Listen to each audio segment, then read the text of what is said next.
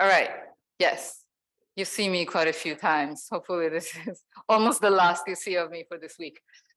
So in this particular session, I'm going to talk to you about the survey strategy of Rubin Observatory and the work that we're doing to optimizing. I'm specifically going to refer to the phase 2 survey strategy recommendations. I won't tell you what the recommendations are today. We have a workshop dedicated to that tomorrow, but I'll explain to you the framework through which we arrive at these recommendations and give you a quick preview and a quick peek into what the work of this committee is. My role as Deputy Project Scientist, my primary role as Deputy Project Scientist of Rubin is to chair this committee through its work in recommending the details of the survey strategy that Rubin LSST will implement for the 10 years of the survey. And I need my remote. See if this works. All right, the usual reminders, please adhere to the code of conduct. If you're online, keep your microphone mute. And if you are in person, please remember to keep wearing your mask and to address other people with respect for the level of comfort to contact during a pandemic and adhere to the principles of kindness, trust, respect, diversity, and inclusivity that the Rubin environment embraces. All right. So the work that I'm describing is the work of a large committee of people. I will name each one of them to recognize them and thank them one more time for the really hard and high responsibility work. Franz Bayer, Sarah Bro, Renee Odzek, Manzi Kaslival, Knut Olsen, Hiranya Paris, Max Schwamm, Dan Skolnick, Colin Slater, and Jay Straders are the scientists and Rubin member and Rubin ecosystem members who are voting members of this committee. Their term originally was for 2 years, and it started about 2 years ago. So about half of the members will rotate out at the end of December. Also members of the committee are myself and Lynn Jones. We are non-voting members of the committee, and I chair the committee. I also want to recognize the work of the Observing Strategy team. Chief members of the Observing Strategy team are Lynn Johnson, Peter Joachim, but also Eric Nielsen and Tiago Ribeiro as we are working with the Observing Strategy team. And really, honestly, what I'm presenting here is not the work of just these people, but the work of the community, because Rubin had, I think, the vision to pioneer this scheme to involve the entire community interested in Rubin science in refining the details of the Observing Strategy. And so the work that we do is based on the input that the community at large gives us and has given us for years through a series of different points of interactions that we have established for the community. I like this plot on the right that looks like a flower. It's actually a chord diagram that shows the papers that were published in 2018 as part of this process. These are white papers. Some of them have been turned into peer review work. I will address that in a minute. The size of the circle represents the number of authors of the paper. The one that is highlighted is the target of opportunity observations of gravitational wave events with the LSST and TVS by the TVS multi-wavelength characterization subgroup. This is the work that Rafaela presented a couple of days ago, which, like I said, was just turned into a peer review work. And it was the largest paper submitted at that point. And the links between the circles show the connections between authors that have contributed to this paper. Primarily, these papers were delivered by Science Collaboration members and nursed inside of the Science Collaboration Network, but we also had contributions from people that are not members of the Science Collaboration and members of other collaborations and projects, speaking to the synergy of Rubin with other projects, of which we heard a lot about during this conference.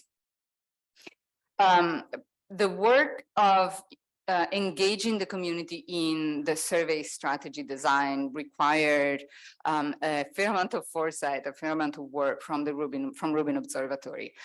We established a framework, and by we I mean them, because at the time I was on the community side, a framework for community interaction that is now folded inside of what we call the Rubin Sense, which is a comprehensive package that contains simulation and interaction with the simulation software for Rubin altogether.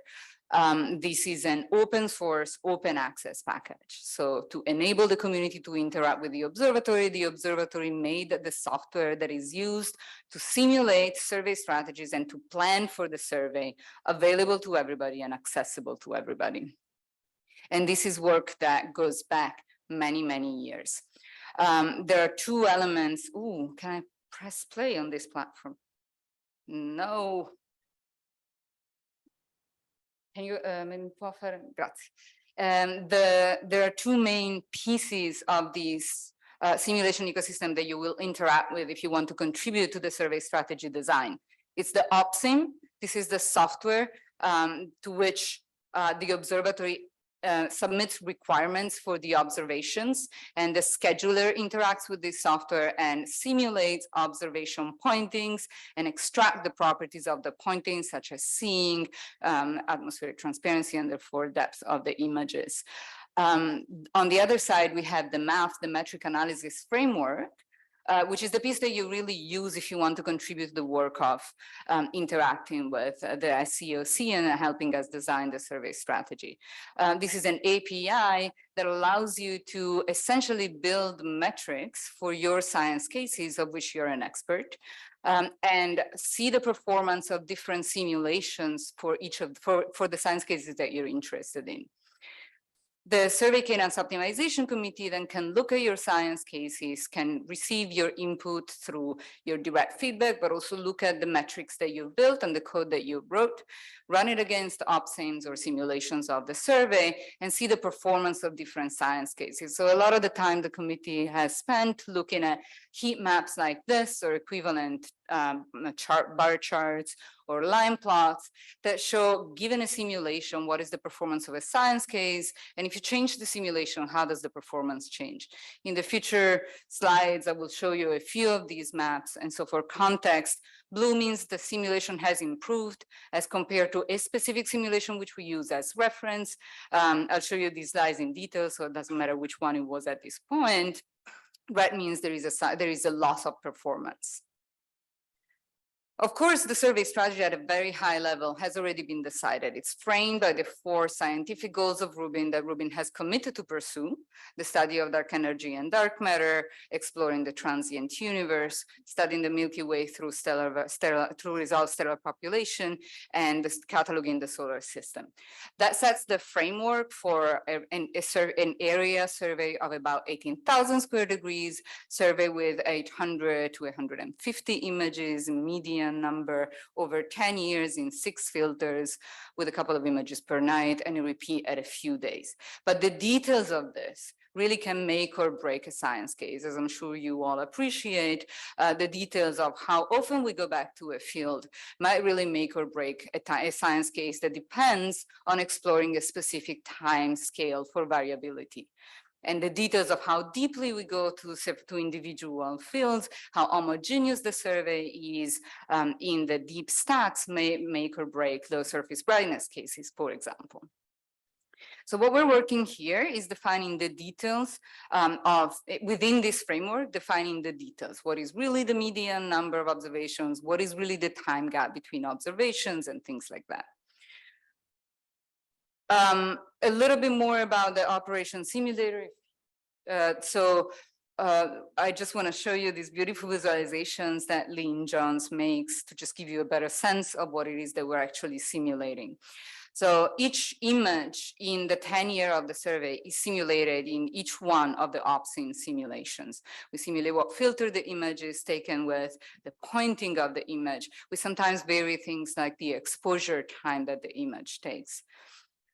We keep track of the individual images, and we keep track of the image stacks that result from collating the images over time, over data releases, and we confront them with the science metrics that you provide. Even with the framework that I described, like I said, the details can vary a lot. So I like to show this plot that shows these are simulation OpSims versions of the survey that are a little bit old at this point. They're from version 1.7. I'll show you how many more came after that. But these are simulations that show a very significant variance in the median time between observations on the same field past the first night of observation. So we typically take 2, in some cases 3 images on the same field within one night, but when do we revisit that field? And within a family of OpSims that gets produced for the community to investigate, these kind of parameters within the framework of the 18,000 square degrees and 800 images can still vary a lot. So these diagrams show like the median time gap between images for different opsins. The distribution is a distribution over opsins, and you see them over different filters, etc. Okay, so we're trying to narrow down this parameter space to the optimal result. What is optimal? Well, that's a really, really complicated question, because what is optimal for one of you that is interested in, oh, I don't know, something that interests me, fast transients might very well not be optimal for those of you who are interested in low surface brightness phenomena. So it's a balance, and it's an optimization over the performance of the science cases, how core the science cases are to Rubin science, and how the science cases interact with each other, and the opsins variant, and the parameter that will vary in the opsins interact with each other. So I hope I gave you a sense of the fact that we have a hard job. That was my goal. You also have a hard job, and you've done it excellently over the years. So the contribution to the OPSIM by the community date back some 7 years or so. In roughly 2015, the science collaborations have gotten together to write what we call the COSEP. It was designed as a live document where the idea of using metrics, the metric analysis framework, to measure the OPSIM's performance first arose. And 54 authors, I think it might be actually a bit more than 54 authors, but 54 people have contributed to the live document directly by interacting with the GitHub platform. This work was led by Phil Marshall, and the paper still exists, and you can still access it, and you can still read it and read the code that supports it. At the time, we were comparing 14 operation simulations, so 14 simulations of how the survey will be done at the time of 2015, 2017. In 2018, we opened up the call to a broader community, not only the 54 people that had been getting together to working on this document, but we really broadcasted the call to all of the science collaborations and the community at large. And we focused on getting feedback from all science cases, including, like I said, synergy with other surveys. That resulted in 46 white papers. 467 unique authors had contributed to these white papers. At that point, we had 16 simulations that were up to date and being compared. That feedback was really important, and it gave us really great ideas on what to change on the survey. Many things were changed at that point. Many things that had not been thought out were included in the framework of the simulations that we were running. So that led to 173 simulations for version 1.5 and 1.7 of the OPSIM that we asked the community to evaluate and write about in a series of what we call cadence notes, of which we received 39 with 218 unique authors. Of course, a lot of these authors are the same people that had contributed to the white papers and to the GitHub contributors of the COSEP. And of course, there are people that probably sit in this room right now. The links to all this material, all these white papers and documents, all of them are accessible, and you can read each one of them at different links. And some of them have led to peer review publications. We really wanted to give a venue for this work because it's hard work, and we realized that it's time consuming, and it is really truly scientific work, but it's hard to publish in a regular journal because regular journals tend to publish scientific discoveries, and this is work in support of survey design. So we spoke with, in fact, Chris Linton, who just gave a talk a few minutes ago, and he gracefully agreed to support a focus issue of the Rubin, Astrophysical Journal supplements on Rubin Cadence, which is still open for submission. And many people, I think we're at about 20 submissions now, have turned their papers, their white papers, into peer review papers and published it on this journal. I also want to acknowledge the Heisen-Simons Foundation, who has supported financially many of the authors of these papers that are from the science collaborations. What else to say about this? Yes, and that gave me the opportunity, which I was very grateful for, to lead an opening paper that described the process that I'm describing to you now, of how we get to the optimization of the survey strategy through community input and via community interaction. All right, so I said 173 OPSIMs when we asked people to review and contribute with cadence note, and that led to 308 more OPSIMs, which are version 2.0, 2.1, and 2.2. Those were the OPSIMs, the simulations of the survey strategy that the SCOC has focused in the phase 2 recommendations. I actually don't have a slide about phase 1 recommendation, but let me just briefly tell you why I'm referring to phase 2, because the survey strategy, the Survey Cadence Optimization Committee, at the time led by Željko Jevezic, has already delivered the document that led to these recommendations, these simulations, where they narrow down essentially the potential parameters for the survey. So we're working in an iterative process. We have delivered one set of recommendations that recommended to the OPSIM team to explore specific parameters to optimize the survey. That led to these 308 simulations, which we then evaluated again against all of the metrics that you all have contributed, and we're narrowing down the parameter space of possible simulation choices. The phase 2 implementation, we know, led to very significant improvements in the survey strategy through your recommendations on the majority of the science cases. We had very significant changes in the footprint, which was perhaps designed a bit naively originally, and has a much more complex structure now that really, though, addresses the importance of different galactic plane science in a way that is optimal for galactic science, and a separate footprint that addresses the low surface, the low dust region, so the extragalactic region. We have a north ecliptic spur, and you also might, yes, you can see them on the screen. You see the deep drilling fields, the 5 pointings that will be observed to a much more significant depth and a much higher cadence over the lifetime of the survey. I showed you some heat maps. This is another way in which we represent the performance of an OPSIM for the SCOC and for you all to analyze. This radar plot shows different metrics at the different angles.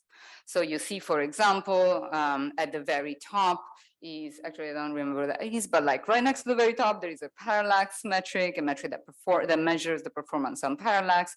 Right before, at about 11 hours proper motion, all the way at 5 hours, the number of brown dwarfs that are observed. Some of these are core metrics for Rubin, so they're metrics designed by Rubin observatories, such as the parallax. It's one of our core deliverables, and some of them are really scientific metrics that have been contributed by the community. The brown dwarf metric has been contributed by the STARS Milky Way Local Volume Science Collaboration, for example. The further out a point is, the better it performs. So we typically compare OPSIMs with each other. We don't really have a way to give an absolute comparison between metrics, because different metrics come in different units, and it's very hard to compare things that have different units. So typically we compare the performance with respect to earlier versions of our plan for Rubin LSST. So the version 1.7 survey strategy is the circle that you see in blue. That's a reference point. And the version you see written as retro baseline 2.0. That's just because it's a simulation done in the version 2.0 that represents the earlier plan for the survey. And then you see the new proposal, the new baseline 2.1, and you see where it overperforms and underperforms the previous recommendation. As you see, it does underperform the previous recommendation in some science cases. It is a balance. We have to do an overall optimization that leads to the overall maximization of science.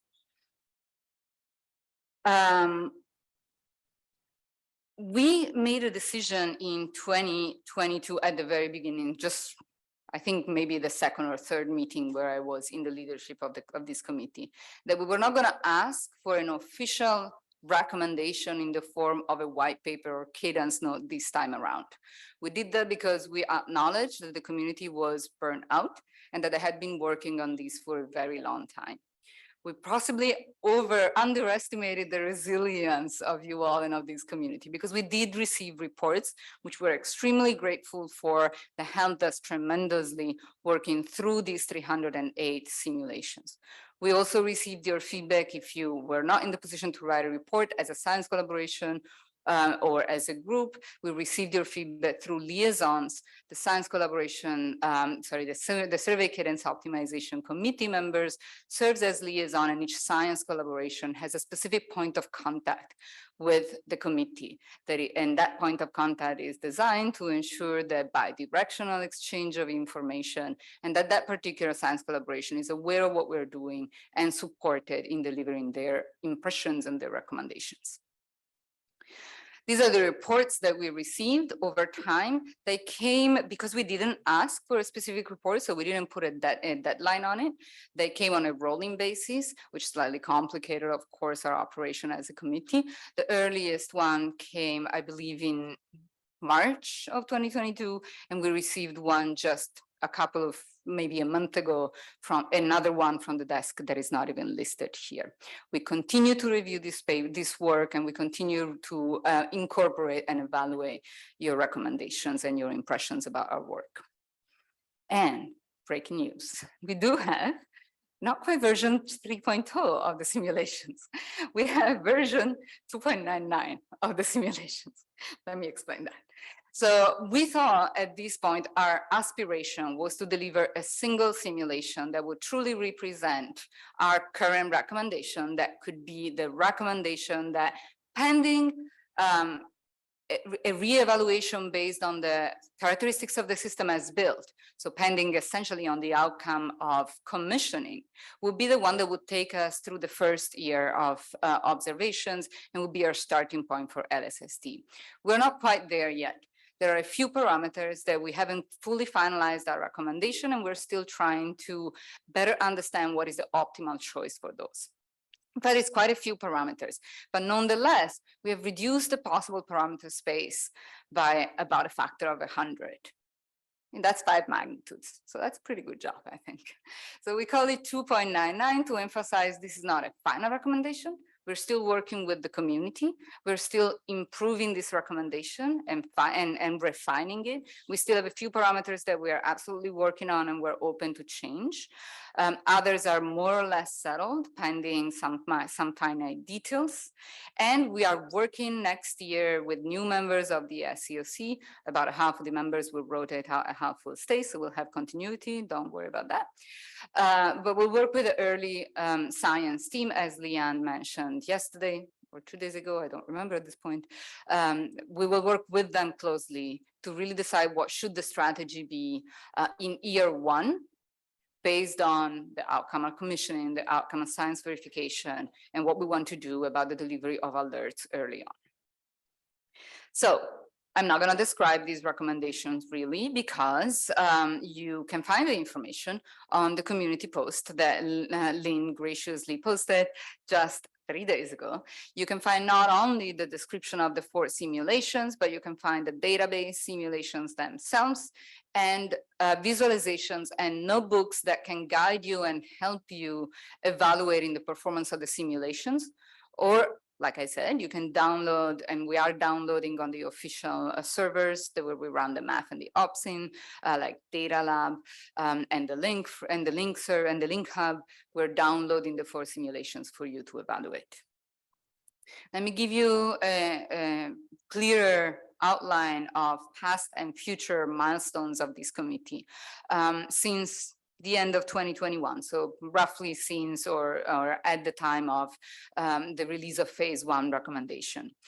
In November 2021, the simulations relating to the phase 1 recommendation began to appear under version 2.0. They continue to appear and with different parameters being simulated over time in April and through May. In June 4th, on June 4th, the committee released a template to help the community understand how we were working and what we were working on. Those are our internal questions that we were asking ourselves and we were committing to resolve in this phase of the recommendation. And you can see the questions here. We're addressing all the parameters of the survey that we're addressing are filter balance, internight cadence, footprint refinements, rolling cadence, deep drilling field, early science options, target of opportunity time, and microsurvey recommendations. Of those of those 8 questions, 3 we are essentially delaying the answer to, and we're not including an answer in phase 1. The early science, we already explained why. We need to work with the early science team to really finalize that question. The target of opportunity, we're planning on a workshop in early 2023 to involve all the people that have worked on target of opportunity work to help us figure out what are the details of the survey when we go on sky to follow a gravitational wave or neutrino target. How should we observe it? We don't have the expertise in-house to decide this. So this has to be a community and expert community decision. And we're organizing a workshop to enable a framework for this decision to be, for this recommendation, but really decision to be made. And we're still working on the rolling cadence. We do have, and deep drilling fields.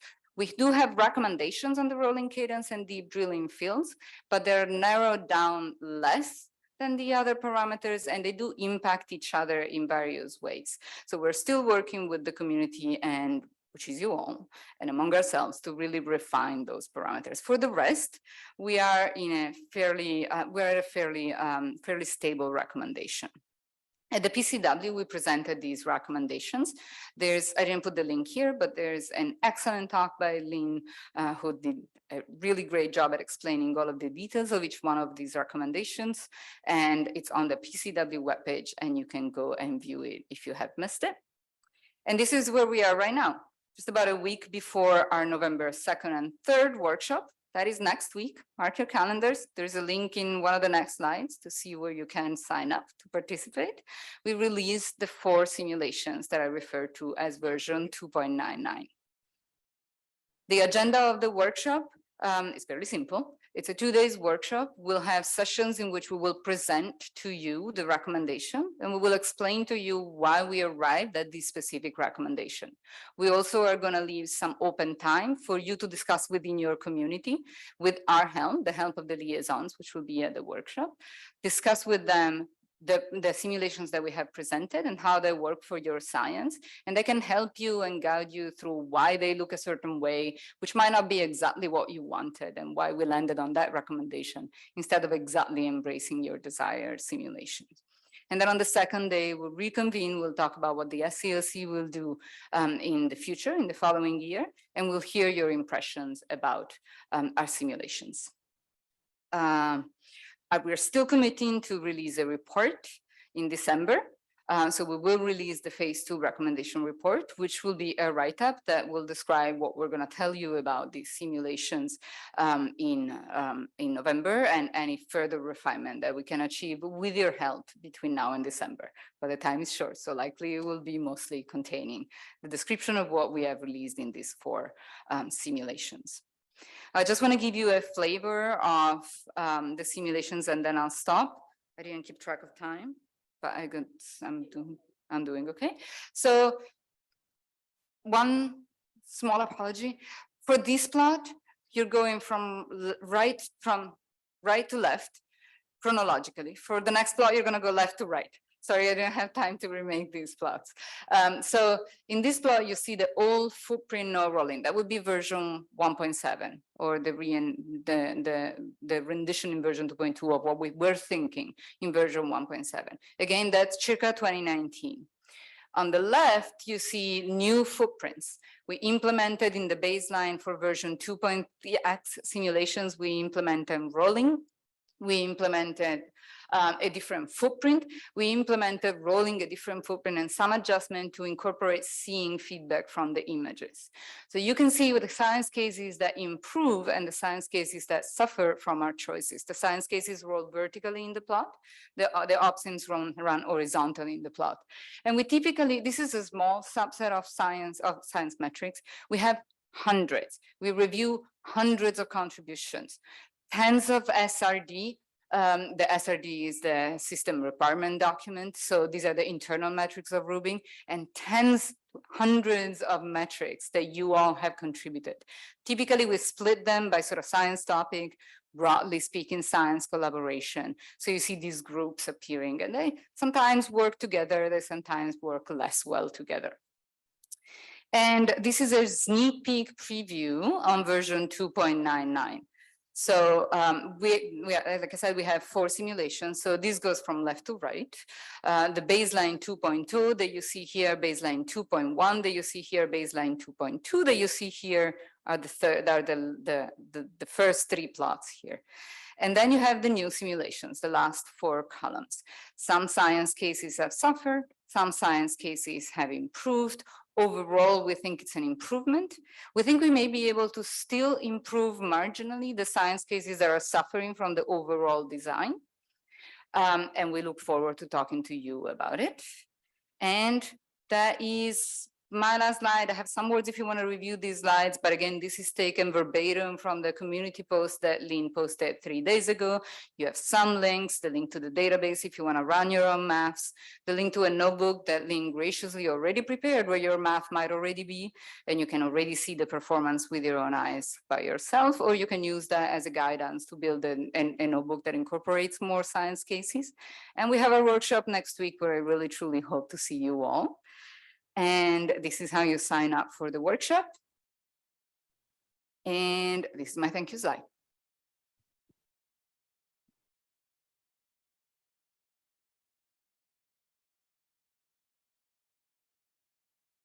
Thank you very much, Federica. And questions?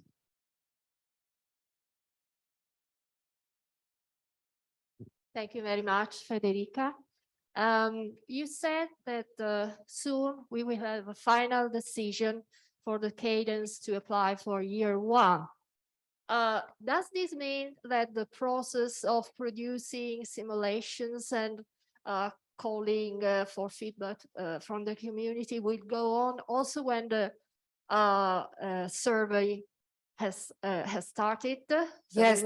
Thank you. Thank you for asking, because I forgot to mention, this is a standing committee of Rubin Observatory. We will continue work through operations. We will continue to reevaluate in the light of the performance of the system, of the scientific throughput of the survey, and of the changing landscape of science, which we do believe will change, because we do, in our heart of hearts, believe that Rubin will be transformational in many scientific cases.